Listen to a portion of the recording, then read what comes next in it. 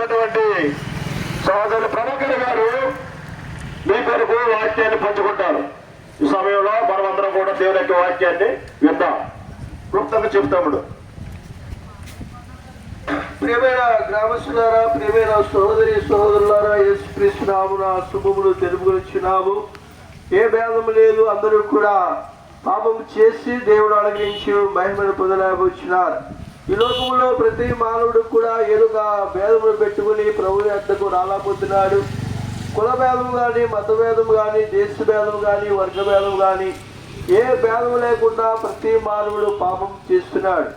అందువల్ల ప్రతి మానవుడు కూడా పాపము చేస్తున్నాడని బైబిల్ గ్రంథం సెలవిస్తుంది.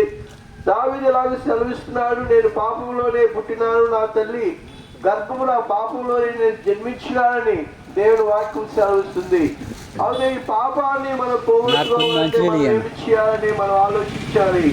పాపం వల్ల వచ్చే జీతము మరణము. మరణం అంటే నరకము. నరకం అంటే అగ్నిగుండము. అది అగ్నిలో త్వరగా అగ్నిగుండంలో నిత్యము కూడా అగ్ని మండుతూనే ఉన్నది. ఆ గుండంలో మన నుండి తప్పించబడాలంటే మనం ఏమి చేయాలని మనం ఆలోచించుకోవాలి. ఇక తాత్కాలికమైన మన ప్రదేశంలో ఉన్నాము. అయితే ఇక్కడ మన జీవించే సంవత్సరాలు 70 సంవత్సరాలు, అధిక బలం ఉండి అలా 80 సంవత్సరాలని దేవుని వాక్యం సెలవిస్తుంది.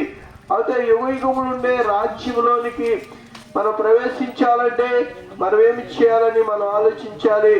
అయితే దేవుని యందు మనం విశ్వాసం ఉంచాలి. అంటే ప్రభువైన యేసునందు మనం విశ్వాసం ఉంచాలి. అందువల్ల యోహాను సువార్త 3:16 రాగండి, దేవుడు లోకమును ఎంతో ప్రేమించెను, కాగా తన అద్వితీయ కుమారునిగా పుట్టిన వానియందు విశ్వాసముంచు ప్రతి వాడు నశింపక నిత్య జీవం పొందని దేవుని వాక్యం సెలవిస్తుంది. ప్రతి వాడు కూడా నశించిపోవడం దేవుని ఇష్టం కాదు. ప్రతి మానవుని కోసం కూడా ప్రభువైన యేసుక్రీస్తు వారు 2024 సంవత్సరాల పూర్వము ఆయన కన్యక గర్భాలను జన్మించి మానవులందరూ చేసిన పాపముల కోసమే ఆయన చనిపోయి బాధ పెట్టుబడి ఆయన తిరిగి లేచినాడు. మన చేతులతో చేసిన పాపముల కోసం ఆయన చేతుల్లో మేకులు కొట్టించుకున్నాడు. మన కాళ్ళతో చేసిన పాపముల కోసం ఆయన కాలంలో మ్రేగు గుచ్చివండివి. మన తలంపుల ద్వారా చేసిన పాపముల కోసం ఆయన తలంపుల్లో ముళ్ళ కిరీటం ధరింపబడినది.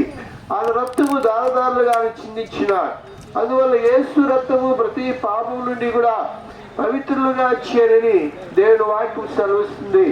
మనం ఏదైనా ఒక షర్ట్ వేసుకున్నప్పుడు మురుగు అవుతే దాన్ని శుభ్రపరుచుకుంటాం.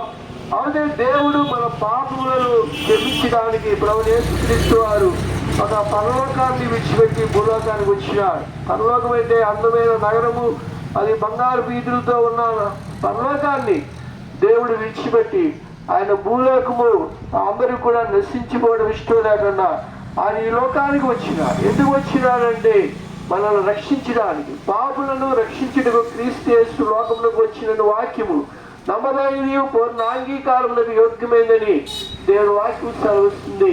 అందువల్ల పాపులైన వారందరూ కూడా ఆ నరకము నుండి తప్పించడానికి ప్రభువైన యేసుక్రీస్తు వారు ఈ లోకానికి వచ్చినాడు. అందువల్ల పాపం వల్ల జీతము మరణం కనుక ఆ మరణం నుండి మనం తప్పించబడాలంటే ప్రభువైన యేసునందు మన విశ్వాసం ఉంచాలి. యేసునందు మన విశ్వాసం ఉంచిన ద్వారా దేవుడు మనకు నిత్య జీవాన్ని దేవుడు అనుగ్రహించి వాడుకున్నాడు. ఆ యుగములు ఉండే రాజ్యంలోనికి మనం ప్రవేశిస్తాం. అందువల్ల ప్రభువైన యేసునందు విశ్వాసం ఉంచండి, అప్పుడు మీరును మీటి వారు కూడా గొప్ప ఆత్మరక్షణ పొందుదురు. ప్రభువున అధికమైనటువంటి